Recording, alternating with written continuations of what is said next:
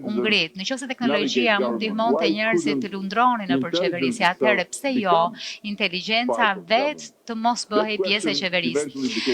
Kjo pyetje është ndrua në një person ose po themi në dikë që i ngjan, ndërtuam inteligjencën artificiale që t'i orientonim njerëzit përmes shërbimeve publike dhe pastaj morëm një vendim që shumë e konsideruan ose vizionar ose tërësisht absurd.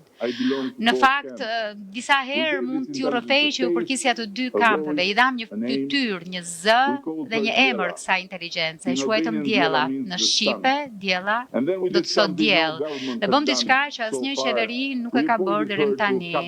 Emëruam në rol në nivel kabineti. Titujt shkruan duke e quajtur ardhmja, disa duke e quajtur cirk, dhe kam mësuar në këtë profesion që kur admiruesit dhe kritikët bërtasen me të njëjtin volum zëri, zakonisht ke cekur diçka mjaft reale. Megjithatë, më lini që ta heq avatarin dhe titujt sepse historia reale është shumë më interesante se sa simbolet. Ne nuk e sollëm inteligjencën artificiale në qeveri për zëvendësuar në punësi publik, e sollëm për të konceptuar një prej vendeve ku qeverisja demokratike është më e cënueshme, ushtrimi i vendimarrjes administrative. Për shembull, le të marrim prokurimin publik. Çdo qeveri duhet të blejë rrugë, barna, shkolla, teknologji. Prokurimi publik është ku shteti shndron parat publike në vlerë publike, por edhe ku paqartësia, kompleksiteti, diskrecioni shumë shpesh kanë bërë të mundur rrjedhjen e besimit publik, kështu që i bëm vetes një pyetje tjetër. Ç'do të ndodhte nëse inteligjenca artificiale do të bëhej një partner inteligjent për gjatë gjithë procesit të prokurimit publik, jo për të zëvendësuar njerëzit, por për të forcuar institucionet. Dhe sot po ndërtojmë pikërisht këtë gjë.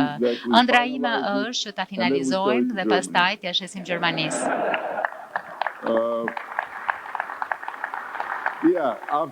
Po, sepse pas 35 vjetësh që Gjermania na gozhdon që duhet luftojmë korrupsionin, do të ishte fantastike nëse do të kontribuonin që gjermanët të luftonin edhe ata disa prej korrupsionit tyre. Një sistem prokurimi inteligjencë artificiale që ndihmon çdo fazë të vlerjes publike. Nuk do të hyj në shumë detaje sepse më thanë që më duhet të flas shkurtimisht, edhe pse nuk është kur ide e mirë të ftosh dikë nga Ballkani dhe pastaj ti kërkosh të mbaj një fjalë të shkurtër.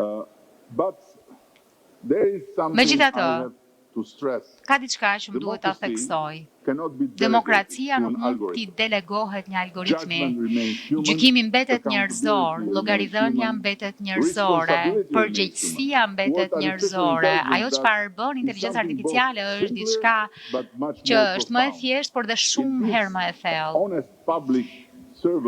U jep në punësve të ndershëm publik më shumë informacion para se të ushtrojnë gjykim dhe i bën vendimet e pandershme shumë më të vështira për të fshehur. Algoritmi nuk është i mençur, nuk ka ndërgjegje, nuk ka instinkt moral, por algoritmi nuk ka kushërinj, nuk mund të ftohet për darkë, nuk mund të marrë një telefonat të fshet, nuk mund të vendosë që sot thjesht do të bëj sikur nuk do të shoh. Çështja nuk ishte asnjëherë që të bëni makinerinë fuqishme, por ishte pikërisht e kundërta, të ulnim atë lloj pushteti njerëzor, pushtetin për të vendosur në terr. Ne nuk e zgjodhëm emrin diella rastësisht. Dielli nuk negocion me hijet, thjesht i largon ato. Përtej diellës, po ndërtojmë diçka që është më pak teatrale, më pak fotogjenike, por pafundësisht më të rëndësishme. E quajmë GovAI.